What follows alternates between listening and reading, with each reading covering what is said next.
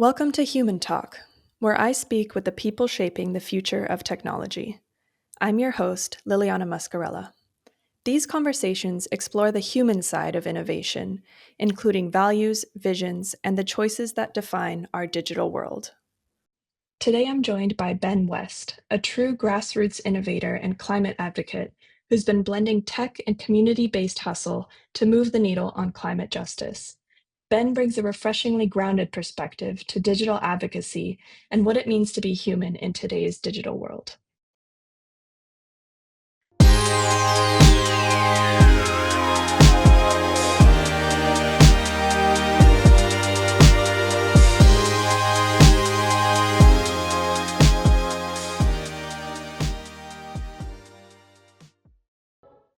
So my name's Ben.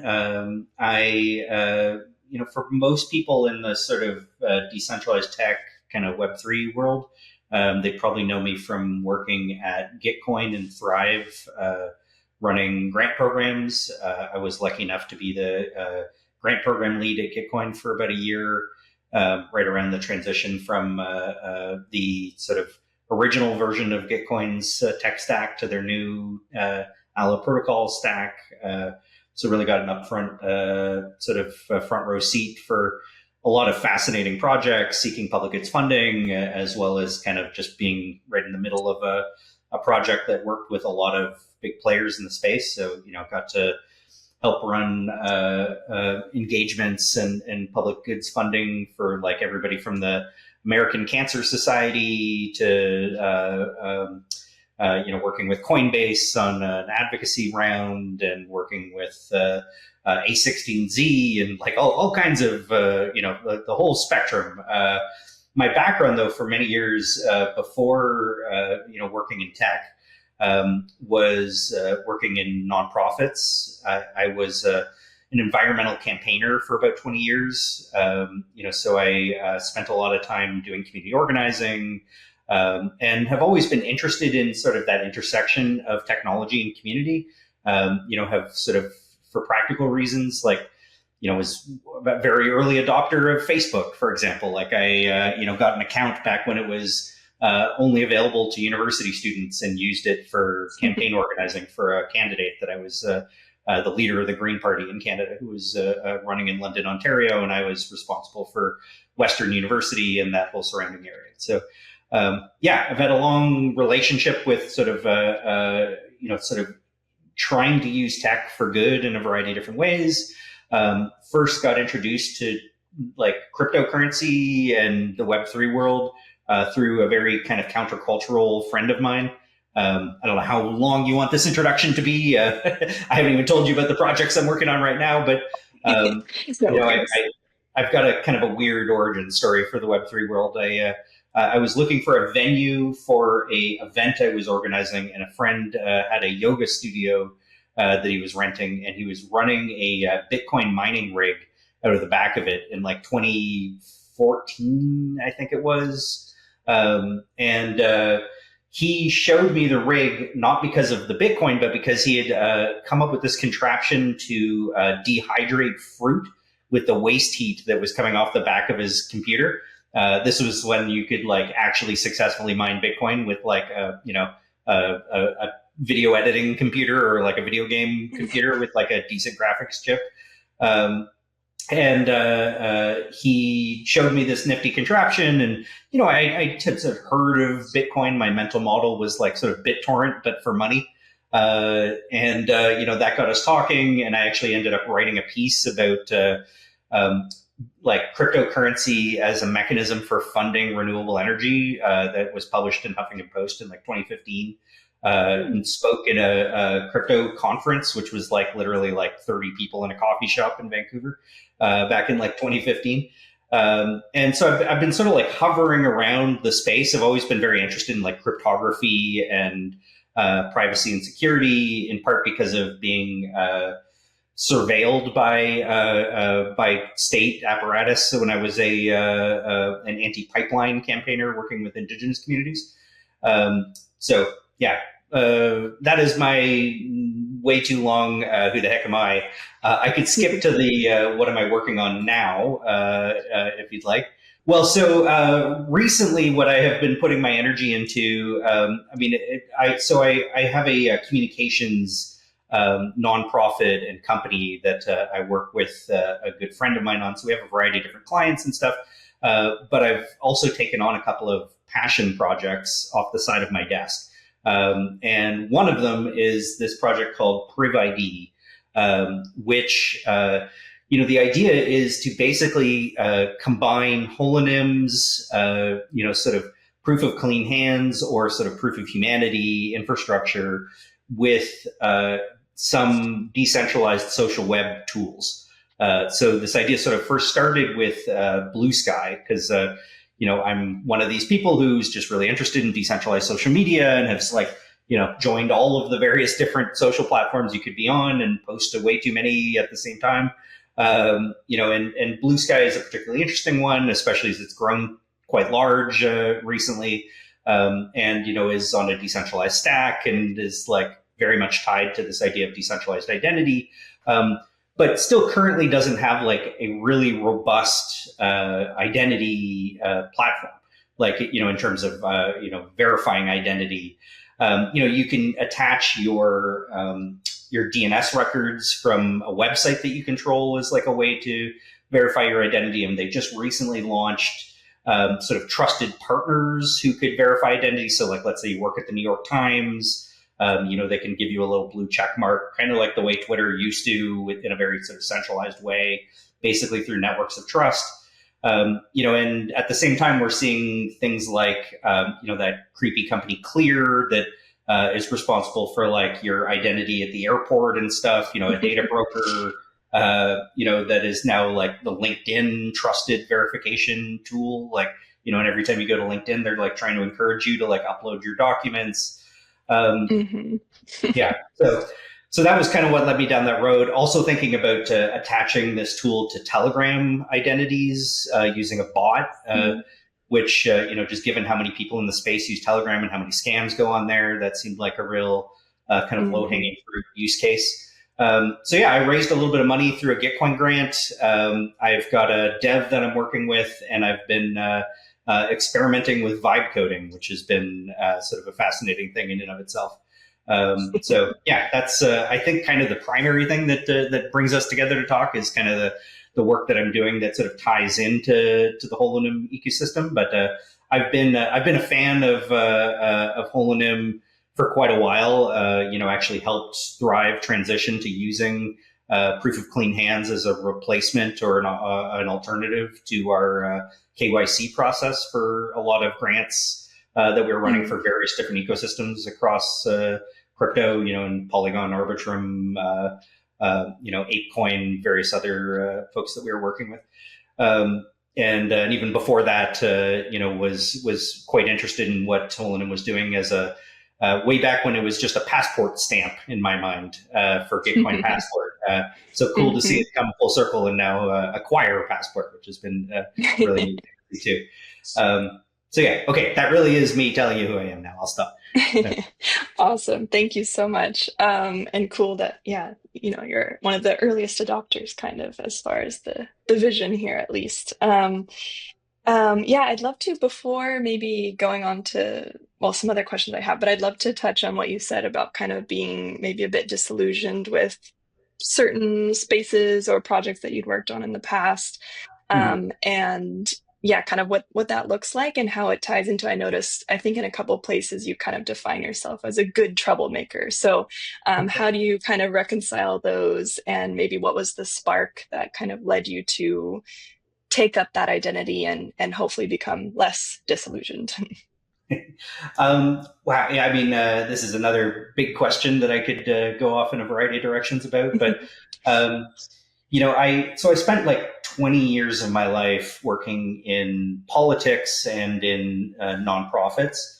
And I can't say that I'm 100% disillusioned with that world. I do think that activism is important, and I have a lot of respect for people that are, spending all their time trying to make the world a better place, and often feeling like they're banging their heads against the wall doing it. Definitely had some successes doing that kind of work, stopped a bunch of really bad projects from becoming a reality through, citizen engagement. One of the things that I did struggle a bit with in that world was just like feeling like if you succeeded, basically nothing changed. You stopped something bad from happening, but you didn't necessarily make something good happen. And as much as that's important, like the problems we face are so much bigger than just like, trying to plug these holes in the dam that's leaking, right?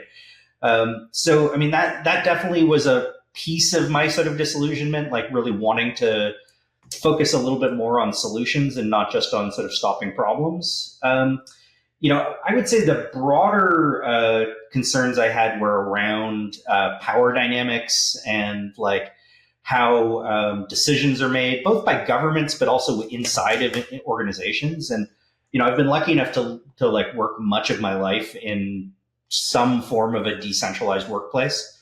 So, I mean, I've worked in a lot of NGOs that had, a relatively traditional command and control structure where you've got an executive director and a board. But, I have worked in places that have had kind of consensus mechanisms or sort of flatter hierarchies or, just really, I think in part because of the culture more than the structure, just really valued, everybody playing a meaningful role in decision making. And, nonprofits are sometimes described as like a bunch of pirates on the high seas. Like it's, a lot of like really opinionated, strong-willed people who maybe don't feel as comfortable in a traditional environment, and and often are people who have like a problem with authority or like really want to change things, which is a hard group of people to govern in any meaningful way. And I saw a lot of the kind of squeaky wheel gets the grease, or like the one bad apple can spoil a bunch, to like mix a couple of metaphors. Like often the loudest voices would get their way, even if their ideas weren't the best. And I saw the same sort of thing play itself out in public discourse, like in terms of like large scale projects. There's this saying, I'll just keep throwing expressions at you. There's this saying that politicians give the permits, but the people give the permission. And that really resonated with me. And I saw for a long time my job being like basically like reaching out to the public to ensure their voice was heard if they weren't giving permission for something. And even outside of a regulatory process, like that you could affect how politicians would act and whether things would get approved or not. And that can be used for good or for ill. And a lot of good projects also end up facing problems because of outcry from the public, which sometimes can be manufactured. We see a lot of like AstroTurf groups out there, like these kind of fake environmental groups. And it just like, and then increasingly we've seen those processes even further sort of bastardized by bots and sort of fake engagement that kind of gives you the impression of a lot of people in the comment section or on social media talking about something, which you now have to question whether they're even real people or if the person really is who they claim to be, which is part of what's kind of brought me down this road of like thinking about digital identity in social spaces. So yeah, I mean, I guess that disillusionment has been around sort of just traditional mechanisms of decision making, traditional power structures, really outdated systems of governance, and like really big problems that we've just continued to try to sort of solve the same ways and haven't necessarily found solutions for. And then that kind of playing itself out in this cyclical way with kind of what gets funded, what ideas get tried, and like, after 20 years of like trying to make a difference and having some successes, but like still feeling like there was these massive problems, got quite interested in what was going on in the DAO space and in the decentralized funding space in terms of like, new models, new approaches to funding work. And it's been great seeing a lot of people who are just like really passionate and inspired to try new things and really believe in sort of new solutions. So, that is, again, my too long answer to your question.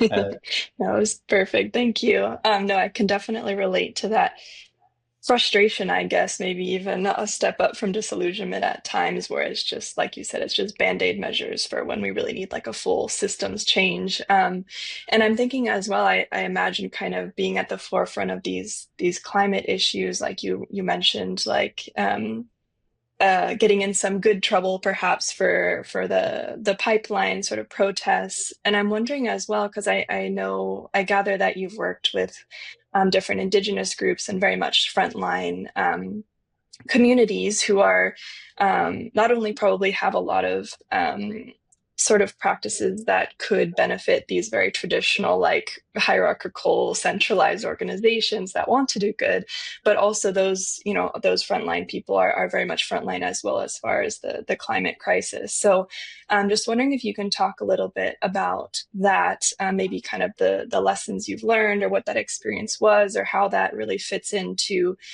your interest in more decentralized solutions that are more about systemic change rather than just kind of plugging the holes in the dam that you mentioned. So, I mean, first of all, like indigenous communities are so different from one another that it's like hard to make broad generalizations. So I'll talk pretty specifically about like the communities that I've been privileged to work with and sort of things I've learned. But I just want to say that as a starting point that like, it's a little too easy to kind of just like paint all indigenous communities in Canada or North America, let alone internationally, kind of with the same brush. And often we sort of project ideas onto indigenous communities that are like, more of a projection than a current reflection of reality, more of like a historical view.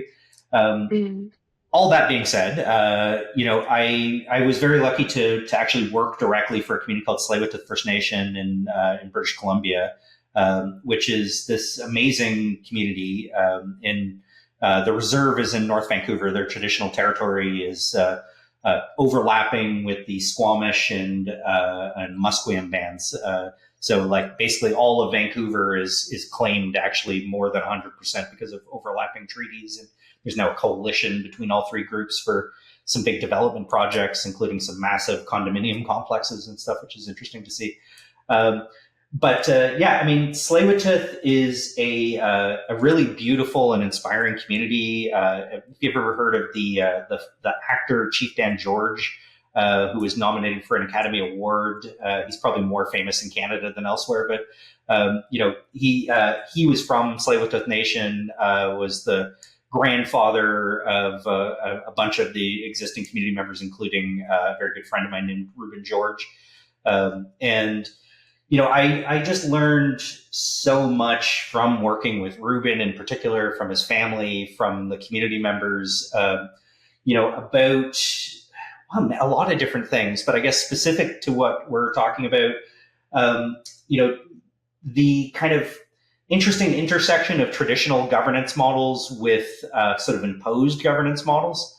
So like in the longhouse tradition, this idea of like basically the entire community coming together and having these kind of protocols for how all the voices would be heard, sort of the order that people would speak, the different sort of roles people would take on within that structure.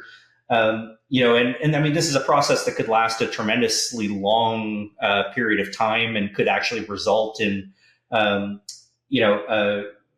like totally different outcomes than maybe even what you thought you were showing up to talk about. The scope of what was really originally being introduced or put on the table, could change pretty dramatically through that process.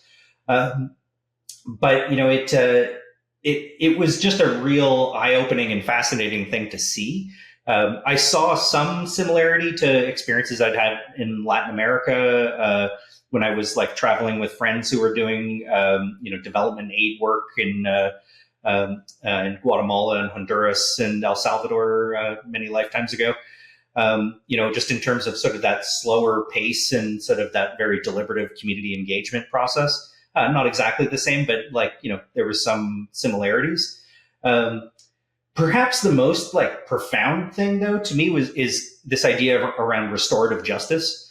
like when you're dealing with, serious conflict or like a, sort of some untenable problem, somebody who's been, really harmed in some serious way.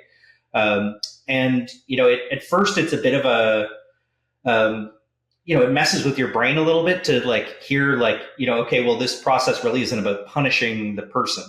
It's actually about like sort of healing the damage done, not just to the individual who's been harmed, but to the community because of all these interconnected webs of relationship amongst community members. And like seeing that kind of process unfold. And I should say, Tsleil-Waututh doesn't really have a formalized restorative justice program, but the community that my friend Ruben also had ties to in Tulalip, Washington, where his now ex-wife lived and where his kids in part grew up and where he worked for many years, actually had its own court system. And they also had their own police. I'll take you on a small tangent, but it's worth it. This community was approached by the Trump Casino organization long before Trump was president, and were offered an opportunity to get a casino on their land. And they were going to give them like 1% of revenue or something in exchange for their participation in this project and giving it blessing. They said, thanks for the idea, but no thanks. And then kind of took the whole idea of land rights and turned it on its head. Like often you hear about land rights when a First Nations community is stopping a project from happening and saying, we don't give our consent to that. They instead decided that they were going to build a casino and basically allowed the state government to try to take them to court to stop them. They, before Indigenous people had the legal right to have lawyers or own property, they like found investors from overseas, to get some startup capital to make this thing happen, learned from the plans that they got from the Trump regime, but kind of came up with their own plans. Long story short is they now have $1 billion a year operation, and then decided that they weren't going to pay taxes to the local government. Then created their own education system, their own court system, their own police. So like they're one of the only places in the United States that's not paying any state or federal taxes. And they're funding all their own, infrastructure and operations. Of course, there's problems with it. And, people get a minimum basic income basically from the revenue from the casino. But there's still a big haves and have-nots. There's still some people who are super rich and people who are less so, and a lot of underlying issues that, still need addressing. My friend Ruben worked in counseling and played a pretty significant role in the restorative justice program there. So anyway, that was my whole tangent. To say that, like, to actually see that in practice and to sort of learn from that practice, to me was like, of all the things that you could learn from Indigenous governance structures, I think that one really struck a chord with me. I think there's some other fascinating things from some other matriarchal societies or like societies that have less of a hierarchical structure. Some Indigenous communities, because of kind of hereditary chieftainships, actually have something that is similar to monarchy in a sense, which is a bit of a brain melter as well. Although I think it, like, when you really look at it, you see that it's quite different than our thoughts. That, like, it's not somebody who just is given power because of their hereditary role, but actually would often be the ones giving away all of their property to everybody else instead of taking things from everybody. I'm sure there's abuses of that and stories that are different, but the stories that I've heard around sort of hereditary chieftainships, it largely was like being an apprentice or like a person learning a trade. Like, you were taught by a bunch of people in a very rigorous way, and then because you had those teachings and that history, you were the appropriate person to play a certain role, whether that was like being a medicine man or a hunter or a chief. And the chief was usually a person who was very much at service to the community more than being served by the community. But there's definitely a wide range of different sort of governance structures that you can learn a lot from that I think are totally fascinating.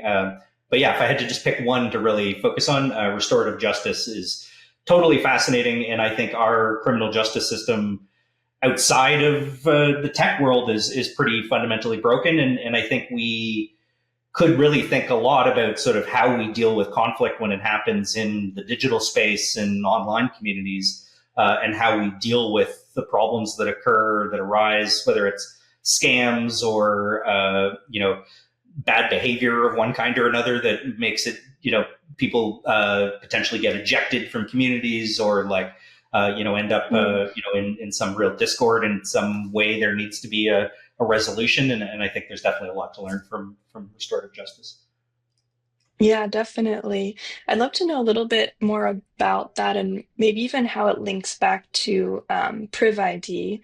Sure. Um, like maybe if you could talk a little bit more about like the specific tools, like you mentioned, proof of clean hands, and kind of applying them in these different contexts, and maybe not only restorative justice as far as, yeah, like moderating, like maybe like Telegram or people being kicked out of communities, but also this sort of like healing aspect. I wonder if there's something there about like healing communities, healing, I don't know, kind of this world that we live in, is especially this Web3 world, I think, which maybe has some misperceptions around it. There's some projects that are, saying they're tech for good, maybe they're not necessarily. So kind of just wondering how you view that, specific digital tools leading to kind of restorative justice, but then also kind of improving, I guess, the community and the space at large.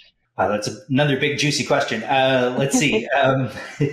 Well, I think, maybe just to start with what you said about like the sort of intentions of different communities. One of the fascinating things about an open source space, is that there's no barriers to entry. Like, beyond the sort of very human, sort of outside of technical, like big portions of the planet not having access to electricity, or, the time to use it, or, but leaving aside those kind of very real human obstacles. For those who have access to the internet and have the time and the privilege to be able to spend some free time like actually engaging in communities, I think like anybody can show up and participate, and I think that brings out a lot of fascinating creativity, and especially because there's so much money involved in the cryptocurrency space, it also brings out a lot of the worst in human behavior.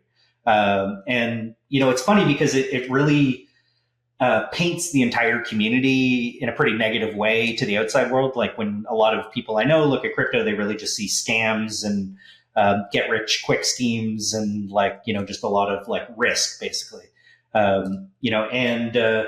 I think the reality is the people who are the most upset about those scams are the people getting scammed, who are the people in the space who are actually trying to do good things more often than not, I would say.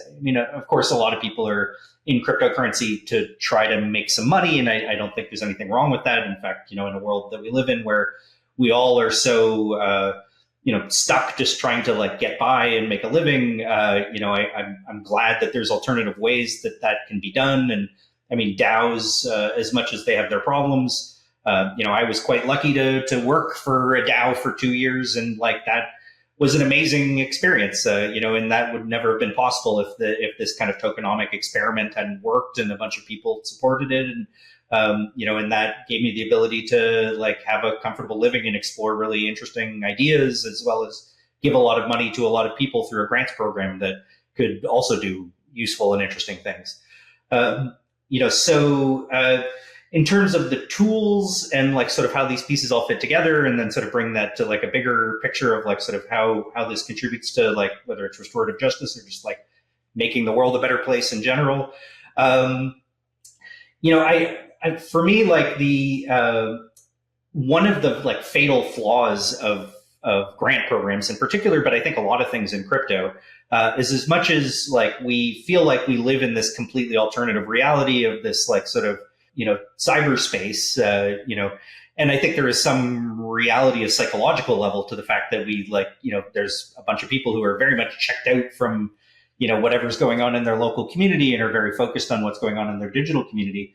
But when it comes to the exchange of money, there's a lot of regulation that you still can run up against and can have really serious consequences, especially if you're starting a business or trying to run an organization if you don't follow rules, in particular KYC rules. Knowing who you're giving money to and that you're not sponsoring terrorism or whatever else it might be, is a pretty significant challenge for a lot of projects. And especially if you care deeply about privacy, this gets even more complicated pretty quickly because, you're trying to respect people's anonymity. That's a hard word. Helping people stay anonymous or pseudonymous, actually, really more often than not. And at the same time, having to sort of try to fit within a legal framework. And, it just happened when I was at Thrive, one of the vendors that we were using for KYC, which, people were always unhappy about having to do KYC, but it was just kind of a necessary evil if you were going to get that grant money. Unfortunately, they got hacked. And all of a sudden, all this personal information of these people, around the world was in the hands of who knows who to do who knows what with. We've seen some pretty serious danger as a result of people being doxxed in the world. There's people in crypto who've been held hostage for their Bitcoin wallets and stuff like that in recent years. And, depending on where you are in the world, people in some poorer countries, just folks knowing that you've got some access to some assets could put you in danger, and it can undermine projects, and it really just can be a big problem for people for a whole bunch of different reasons. Even if you're not in those kinds of situations, identity theft or, all the bad things that can come from your identity documents being uploaded to a website and then handed over directly to some criminal enterprise is not a good thing for anybody. So I was bummed about that situation and had been sort of advocating for us to explore this idea of proof of clean hands and some of the tools that Holonym made available. And I was really happy that our legal counsel at Thrive, agreed that this actually could be a solution that could work, that could be legally trustworthy. So it was pretty close to a traditional KYC process. There was still a vendor involved that was using AI to scan documents. But the major difference was, first of all, no human being actually looking at the scanned documents unless necessary, unless there was some issue with the AI not actually being able to verify. Not storing those documents in a big honeypot, using zero knowledge proofs. So there is a way to recover those documents if you're, required to by law, but, that they're not easily accessible and sitting just, in somebody's inbox. And dirty secret of a lot of these KYC vendors is anybody on staff probably has access to all those documents. The people that are working for the organization that are giving you the contracts, when I worked at Gitcoin or whatever else, we could go in and look at everybody's documents, and it horrified me. I was I shouldn't be able to see all these people's pictures of their passports and their business registration documents and their home address and all that. It's just a big step outside of kind of the true values of this space. I think that's super, super important. I think it's a fundamental building block of what is necessary in this world. And, as we go further and further into sort of our reliance on digital tools, it's funny to me that we take for granted that public-private key pairs and cryptography is kind of this fundamental thing for financial transactions. Email systems wouldn't be secret and private, at least, to the extent that they are outside of vendors and, what they have access to, but at least not hackable by the average person as you're trying to send a message from one place to another. We wouldn't be able to basically run e-commerce. The entire digital economy wouldn't exist without advanced cryptography, although we haven't applied the same ideas to digital identity really at scale. So to me, that's just kind of a fundamental thing that, for us to be able to use the internet safely, securely, we should be able to secure our identities. And I love the idea of going beyond just government issued IDs and various other ways this can exist, which, using Passport, and I know human.tech is doing all kinds of other fascinating things, in terms of ways to verify identity. But even at that most sort of like just basic state level infrastructure of like identity documents and age verification, I just think this really should be a part of sort of the basic building blocks of the internet. Yeah, that's and I guess that's where it comes into Priv ID, is like us trying to build a little bridge, just to like as a proof of concept to like attach this to a user experience with a browser extension, just so people can test it. And then the idea is to, put in some actual like, requests to merge the code somewhere down the line. Like, the beautiful thing about Holonym using open source tools and doing it on GitHub and Blue Sky doing the same, is that like all of that code is just sitting there. You can, kind of create a path where the two come together. Similar for, Telegram's not a fully open source project, in fact, far from it, but they do have an open API, which has some pretty good documentation. And just given how much of, the Web3 world relies on that tool in particular, I thought that was also a useful place to put some energy. Yeah, absolutely. And I think, and you were touching on this a bit as well, as it seems like there's obviously so many opportunities to move the needle as far as having a more pleasant and safe and secure kind of online existence, which we all have at this point. And I don't know about you, I kind of see a lot of, and I guess it kind of ties into my previous question as well about kind of the misconceptions or just kind of lack of understanding of what like Web3 and cryptographic tools and these different, open source tools, infrastructure can actually bring to, like you were saying, the example of email even, which most people don't realize has anything to do with cryptography actually. So I'm wondering what you think, and having worked with, I understand, I think it's through your company, Elephant Room, but working with so many different other projects. And you mentioned even working with A16Z, American Cancer Society, kind of these more maybe traditional or like Web 2 sort of projects and companies. How do you see us kind of actually applying all these amazing tools that exist and kind of integrating them with what already exists, what people are used to? And maybe as well, how can we tell that story even, or how can we communicate that, which is, I understand, something that you also work on. How can we convince these, big companies, projects to actually apply these tools? Well, I'm loving all your questions, Liliana. Thank you. I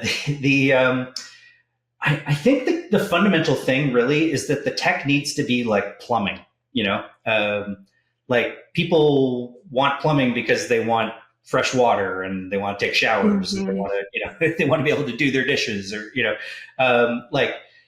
I think we put the cart before the horse too often, talking about the technology instead of implementing the technology for the technology's sake, as opposed to like what problem it's actually trying to solve for people. And I would say the same thing about AI, actually, funny enough, but that's a whole tangent. But so often we're just talking about sort of AI for the sake of AI instead of like what we're actually trying to accomplish with it. And, I think that bubble will probably, I don't know if it'll burst, but like we'll kind of run up against like, okay, like what are we actually trying to accomplish with this pretty quickly in a bunch of spaces. And I say that as somebody who uses those tools a lot, and also, has been really interested in the blockchain space for a long time. I think there's like some pretty core properties of blockchains that are important for people to understand. And then even more fundamentally than that, like core properties of crypto, in the sense of like cryptography, the original crypto. In particular, I think like advanced cryptography and zero knowledge proofs is fascinating and has like a lot of opportunity to be super useful to a lot of use cases. And, it doesn't necessarily even need to have a blockchain at the, underneath it. Like you can use zero knowledge proofs in a lot of really useful ways without it being tied to a blockchain. But like, I think, like blockchains are immutable, they're transparent, and they're, a sort of a neatly gamified system that kind of creates incentive mechanisms, which then generate wealth. The sort of staking mechanism in and of itself, or if you're talking about proof of work blockchains, which I'm less a fan of, but they do continue to play a role in our society, and obviously there's a lot of people who are very much in favor of just like Bitcoin and everything that's related to that.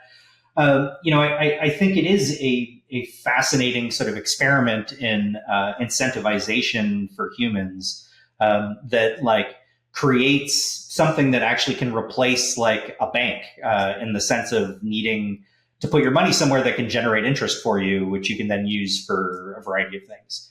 It's interesting to see organizations like Octant, for example, with a whole bunch of ETH staked, and then they're taking the staking rewards and turning that into a source of public goods funding for grants, which really solved like one of the fundamental problems that we were trying to deal with all the time at Gitcoin, which was, who's going to give us the money that we're going to turn around and give away?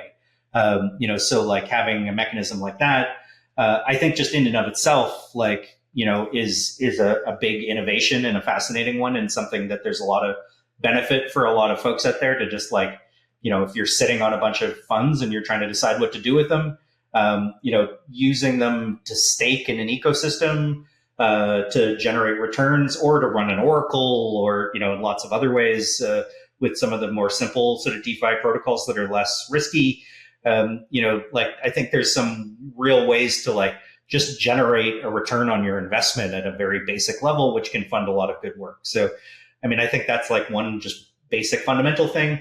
Also in a world where we worry about what is truth and what is, and having trouble trusting, organizations or governments, like, or worrying about censorship, that censorship resistance, that immutability, that sort of like free entry and exit. I think there's like some real benefits to that. But there's also some big limitations, and without advanced cryptography and privacy preservation, you basically have to be a fan of radical transparency to like want to put a lot of data on a blockchain. There's a lot of benefits to it if you're trying to like sort of track government spending would be one approach or something, but the flip side of that is like a lot of companies or individuals don't necessarily want to interact with blockchains because they're worried about their privacy or trade secrets or human resources concerns, or like, I don't personally want my public health data sitting on a public blockchain, for example. But I do like the idea of it being protected by zero knowledge proofs instead of it being protected by some state apparatus that I maybe don't trust, or some, corporation, which I maybe don't trust. And especially as we're looking at, like the horrible stuff going on in the U.S. with like deportations and women's access to healthcare being under attack, and like how that data is being weaponized against people. And including a lot of data that was never intended to be used for law enforcement. That's just like basic government data, or like your license plate data for road traffic control, or your tax filings or whatever else. Like the fact that all that information is being like given over to groups like Palantir, and sort of used against people, that just really freaks me out. So in terms of like real practical solutions, I think there's like some pretty obvious problems that are in need of solutions. And I think there's some really outdated economic models around sort of surveillance capitalism and sort of the monetization of people's data that really, needs to be rethought and reinvented. For many of the folks that I engage with, though, just to bring it back to your kind of original question, I think the same things brought many of them to the space that, bring a lot of people to crypto. It's like, well, there's clearly a lot of money here. There's a bunch of people. It's sort of a new untapped market. It's an opportunity to raise money from a new source. I don't think there's anything wrong with that. You need money to run an organization or to, run a cause. I was really happy to be able to raise money for indigenous pipeline fighters using Gitcoin's climate rounds, way back in like 2021 or whatever it was, right when I was first kind of starting to poke around the Gitcoin space. Um, but I think for many of them, it was like looking for a good way to show up. So like funding a grant round is actually a great way to sort of introduce yourself in a positive way to the community, and giving the community some ability to actually decide how those funds are allocated is a nifty thing.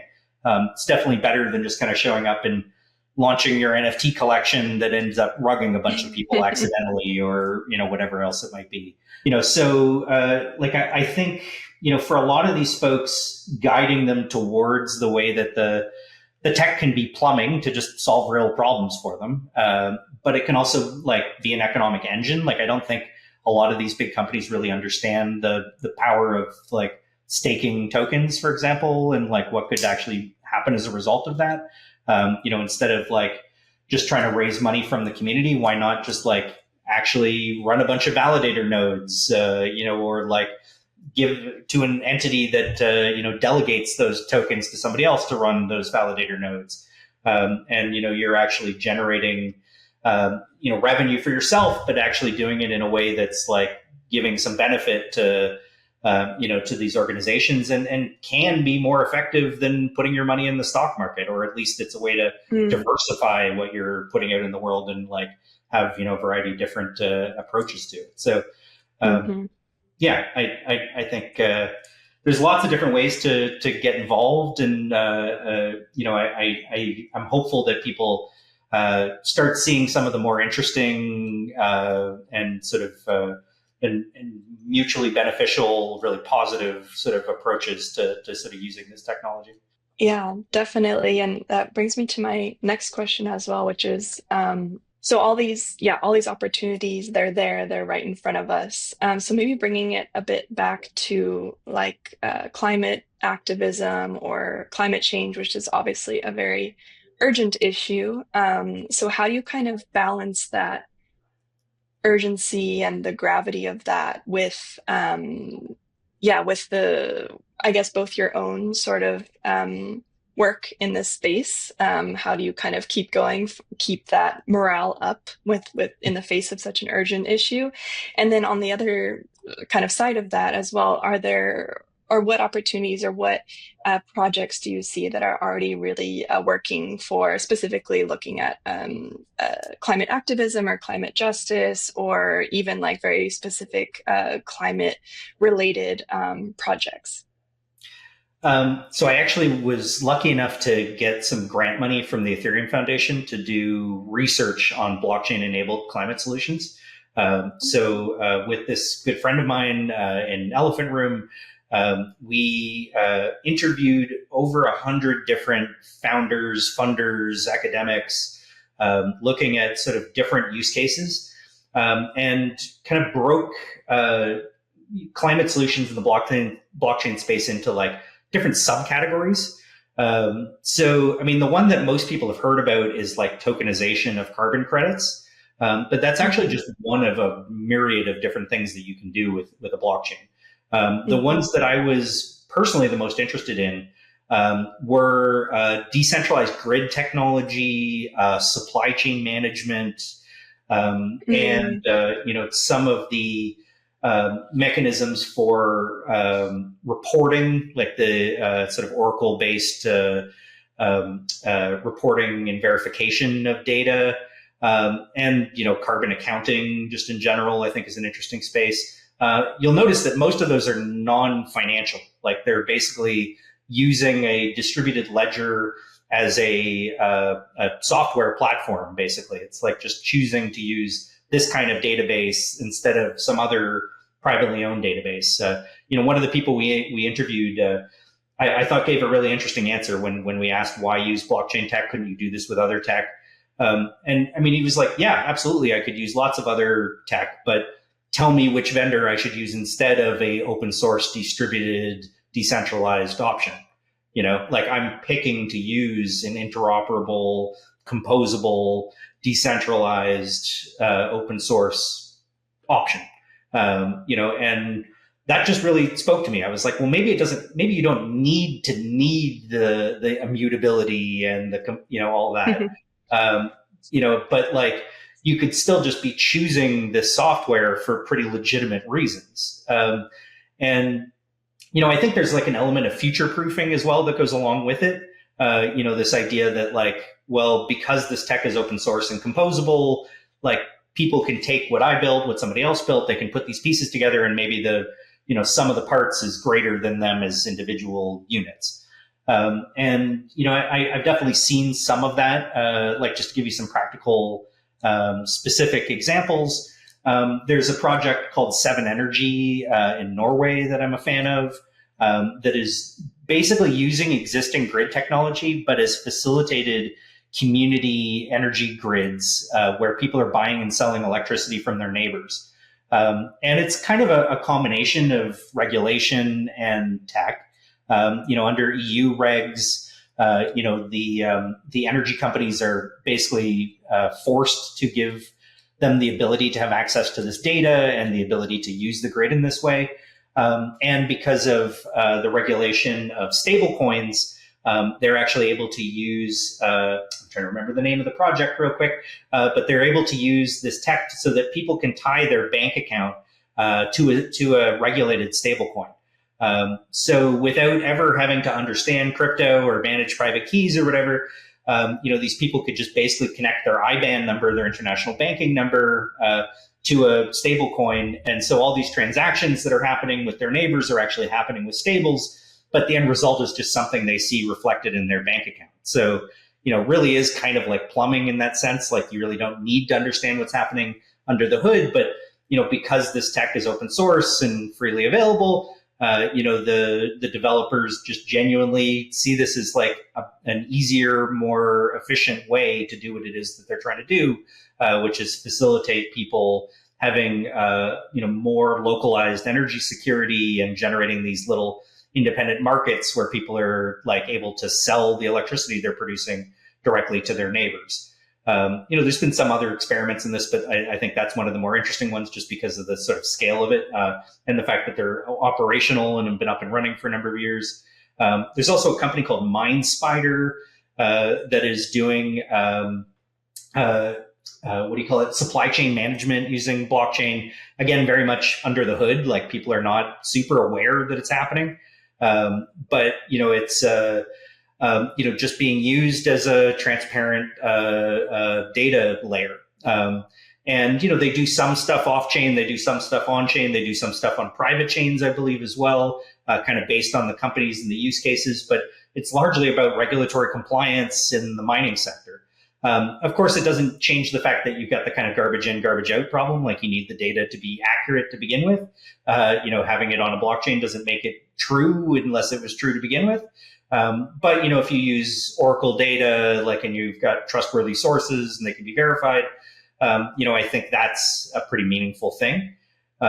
It's an interesting use case. Again, it's kind of like, well, if you're looking at a bunch of different software applications, you could avoid vendor lock-in. You could have sort of a standardized model for that data, and you could switch between one application and another using this sort of interoperable protocol. Of course, there's a lot of work to be done in terms of that standardization and sort of the build out of that infrastructure. But there's a number of different companies and different industries that are looking at that kind of thing. So yeah, I could go on for a while talking about these various different companies. I found one that was doing electric vehicle charging in Ontario, not too far from me, that I didn't even know existed while we were doing this research, which I thought was kind of cool. Like, people plugging in their electric vehicle in their basement of their condo, and actually providing power back into the building from their vehicle when they weren't using it. Of course, most of us are not using our vehicles at least 80% of the time. So, I think there's some interesting stuff around like EVs and sort of distributed battery technology that could benefit from, transparent, immutable ledgers that you could trust. So yeah. But you asked me about hope and sort of and that whole side of things. I could say real quick. I don't think it has to be an either or of just focusing on one sort of set of solutions or another. For me, on my personal journey, I really have been eager to focus on solutions, and it's been cool to be in a position to actually fund a bunch of innovative stuff and to bring what I've learned from a lifetime of working in the climate space to try to make sure that funding is going to the right places, and to sort of give some interesting experiments a chance to try to make their ideas into a reality. I've seen a bunch of really good stuff funded. But I still think it's important for activists to be out there doing their thing. It's also been cool to see, activists raise money directly through blockchains, like at scale in places like Ukraine and Gaza, but like, at a micro level, like, little indigenous activist communities, like funding their work, fighting a pipeline along the pipeline route or whatever it might be. There's lots of different examples like that, which I think are also worthy of paying attention to. Definitely, yeah. And I think kind of like you said at the beginning, it's about having this community mindset, I guess, and also, yeah, everyone can contribute in their own different way, whether it's on the ground or whether it's kind of behind a computer or whatever it is. So that's really beautiful. And maybe just as a last question, and then as well, if you want to add anything that you wish I asked about or that you want to touch on after that as well, please go ahead. But I wanted to know from you what you would, so I think maybe coming a little full circle to we started with talking about this disillusionment and then community and kind of the opportunities that exist. So what would you hope from, or what would you tell someone who wants to kind of be more involved in this space where we're bringing human creativity and technology and activism and real world solutions? What would you tell someone who wants to kind of maybe take a greater role in that, or what do you hope that community might evolve to look like over time? And yet another juicy question. Let's see. Maybe a sort of a unexpected answer, but I would tell them to make sure they have a good password manager. I just have watched so many people get scammed, especially in the grant space. Like, just people get money and then it disappears, and then they show up with questions. I'm actually building another tool called Have I Been Wrecked, which is like using AI and open source intelligence tools to try to like help people figure out what happened when they think they've been scammed, like kind of just taking the experience that I've had a whole bunch of times where somebody shows up and you ask them the same kind of questions and then you try to figure out what happened and use a bunch of tools. Like, I'm trying to kind of streamline that process and just like use a locally run AI model that's like in a Docker container that somebody can just go ask their questions, get a tie into these APIs, pull data, give somebody a sense of what there is to know about what just happened and at least help them figure out what a solution is. But a lot of problems could be avoided if people, and it's not even like necessarily Web3 security stuff. Like, yes, everybody should, probably have a ledger or understand how to use a multi-sig or, those kinds of things. But, at some level, I think also just like the good old fashioned, like operational security stuff. And I would say this doesn't just apply to people in Web3. I got interested in privacy, because we did a freedom of information request on a bunch of activists, myself included, and found out that we were all being surveilled, and that government and industry were sharing all kinds of information, and ended up filing a formal complaint with the RCMP and that's the Royal Canadian Mounted Police, like sort of our equivalent of like the federal police force in Canada. And CSIS, which is like our CIA, because they were like, we brought in somebody from the Electronic Frontiers Foundation to like do a training for all of us. Actually started using Signal super early, like right when it had just changed its name from like Red Phone or something, way back when. But I, like many people, was just using the same dumb password on a million things just to make my life less, stressful. Didn't even think about using a password manager or something. Had no idea that my password had been in a data breach that somebody could have accessed. So like, just simple stuff like, having like a good privacy and security infrastructure for yourself, especially if you're going to start working in the tech space or dealing with cryptocurrency, but really for anybody who's trying to make change of any kind, I think is pretty important. It also just gives you peace of mind and uh, uh, beyond that though, like kind of what hopes do I have for sort of the space, or what other advice I would give to people? Um, yeah, I mean that's it's a hard question to answer, honestly. I mean, my hope is that people stay true to themselves. Like that's one of the things I've really liked about working in this space is like there is a lot more freedom to like be your real authentic self and not have to sort of play a role as kind of a kind of corporate stooge or like a whatever it might be. In fact, there's kind of weirdness is encouraged.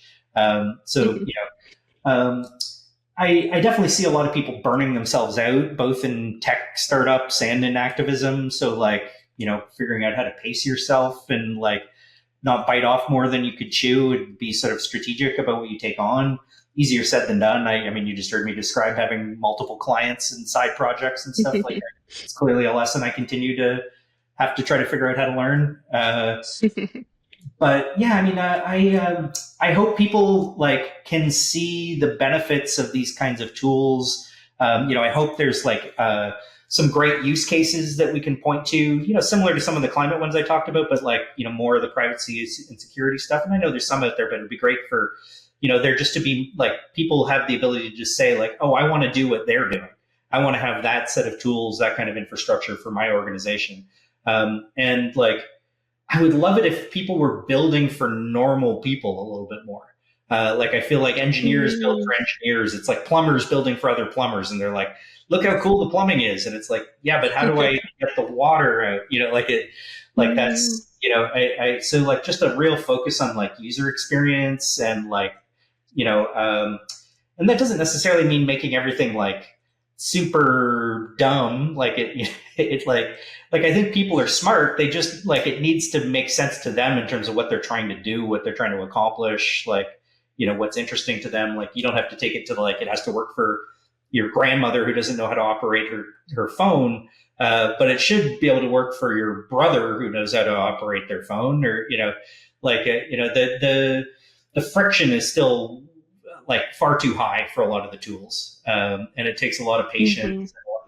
So I think like the more that we focus on like trying to help people solve real problems, really listening and creating feedback loops and like integrating that feedback into the products we're building and how we're building them.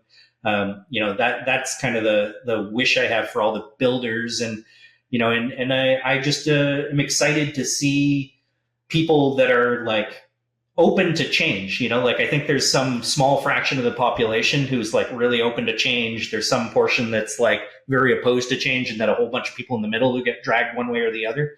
And I think one of the things that really excites me about this space is like a lot of the people who are really like open to change gravitate here. And that's an opportunity to like really plot a path forward for everybody else. But you need to really solve real problems for those people in the middle and make it something that really works for them to get us there. Absolutely. Wonderful. Well, I think that's a great note to end on. But if there is anything else that you want to talk about, you can plug any projects you're working on or anything you're excited about, anything like that, but no pressure. I mean, you said we would have a conversation, and I feel like I did way too much of the talking. That's okay. I mean, I guess the one thing that was on my mind was actually you were talking about work that you did in human rights earlier. Not to put you too much on the spot, but I'm just like curious to hear a little bit about like sort of especially kind of just given all the stuff I rambled on about. Like I'm curious to hear more about what your experience was like and sort of what excites you about the tools that you're seeing out there. Yeah, now you're throwing the big questions back at me. Yeah, so well, I actually did my master's. The program was called Human Rights and Humanitarian Action, so definitely kind of chose that one quite specifically. I've worked in sort of, yeah, I would say some more general like human rights, humanitarian context, but mostly I've worked in like elections and sort of like information media related context. You mentioned Latin America. I worked actually mostly, a lot of the projects I worked on have been in Latin America, also including working with some like indigenous, like civil society groups. women's organizations, stuff like that. Yeah, more recently, I've been more interested in information and media, and especially kind of the blockchain tools that could exist to like protect journalists, to ensure like um, more efficient kind of funding mechanisms, actually, tracking, I think you mentioned it as well, sort of tracking like project deliverables, for example, because so much money gets wasted in these big grants with these big organizations, as you know. So yeah, that's what I've been kind of more working around, and then and then kind of how that all ties into like human tech. Been doing a little bit behind the scenes with some of the projects that they're doing, and some of the little sort of like uh, articles that they produce and stuff. Sometimes I'm behind the scenes working a little bit on those as well. So yeah, that was a very short answer, but or a bit general, but yeah. I mean, compared to the like 20-minute answer I gave you to every question you asked me, No. I'm glad I asked. I mean, that's super interesting, and I share that interest in journalism in particular. You know, I actually think that's one of the things that I get really excited about with like Blue Sky or like other sort of decentralized social media. You know, that can be used as like a mechanism to do citizen journalism or whatever else. You know, and Exactly. like, you know, tying that to like immutability and identity verification, and and I love the idea of like, you know, funding. Like, I mean, journalism is in danger and needs funds. Like, yes. I mean, just for the sake of plugging one other project, just because you brought up like the democracy and politics, I guess. I spent a couple of years before getting into the DAO world working for this company called Ethelo, which is now launching a Web3 project called Polity. You know, it's a very old tool, actually. It's been around for like 10 years, like old in Web3 terms. And, you know, is basically a digital democracy toolkit for like making decisions at scale in decentralized ways. And I mean, it's not the only tool that does this sort of thing, although it's got a pretty interesting algorithm that it's like trying to find not just the most popular solution, but the least polarizing solution. So you can like, you know, I used it for climate plans as one example. So like, let's say you've got a community that's trying to reduce its greenhouse gases by whatever percentage. You could give the community a whole bunch of different potential solutions with little sliders and show them how much it would reduce greenhouse gases. And you could be for it or against it. You know, and then it can aggregate all that information from all those people and come up with a set of policies that not only is the most popular overall, but is also the least unpopular. So it actually gets you to the target, but makes the least number of people unhappy while, you know, actually achieving its goal. Which in this world that's like so filled with polarization and is so based on like kind of strong leaders and like this centralized command and control model that just kind of seems to swing from one, you know, pole to the other. I just find like the experiments around models like that super fascinating and really important. I don't know if that one particular project becomes the one that like, you know, changes the world. It could be. I mean, it's definitely been used for a lot of interesting things, but you know, a lot really depends on who's using it and how they use it.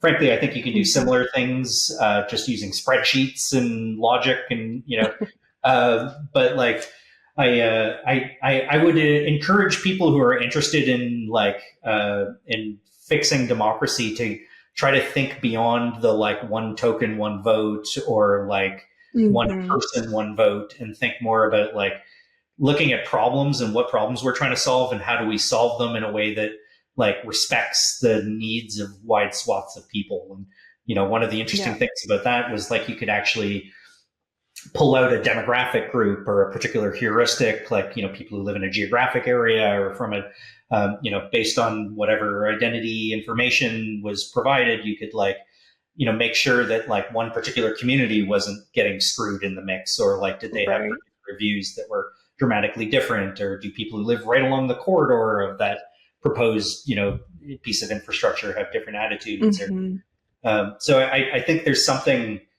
that like our democratic systems haven't evolved in centuries, Yeah. and like I don't think I was disappointed honestly when I first showed up in Web3 and everybody was basically doing shareholder voting. Mm-hmm. It just felt to me like, especially after having spent a couple of years playing with more robust tools. So I'm always excited when I see people trying to find ways to go above and beyond that. But of course, identity becomes a super important part of this, right? Like, like I just talked about demographic groups, like how do you protect people's privacy while at the same time Mm-hmm. having them meaningfully participate? And how do you ensure that the information is accurate? And, so I think there is a ton to unpack there. And if anybody's looking for a ripe space for something to explore, I think there is like still a lot of room for that, and the implications of it are absolutely massive in terms of Yeah. not just online problems, but all kinds of problems around the world. Yeah, I mean, talk about a systemic change that would be a big one, kind of rewriting or updating our conceptualization of democracy as a whole. So I think that's a very, very good point, and I fully agree there. And there's tools out there, like you said, they exist. It's just a matter of kind of integrating it, whether the Web 2 world or Web 3. So Well, we yeah. definitely have an opportunity to pioneer stuff, Hmm. or to like sort of be the test I don't know, the testers of the nifty tools, being way out Yeah. on the edge of innovation. And I think if we can show Hmm. stuff working effectively in this space, that could be what helps it spread elsewhere as well. Absolutely. And building a stronger community along the way, I think, as Yeah, well. So, yeah, it's pretty win-win yeah. sort of thing for sure. Yeah, yeah. Amazing, cool. Thank you. Thank you so much for all your thoughts. And I feel like I could have like a million more questions, but I'm sure there'll be a future opportunity. So great. Thank you so much. Have a great day. You too. Bye bye.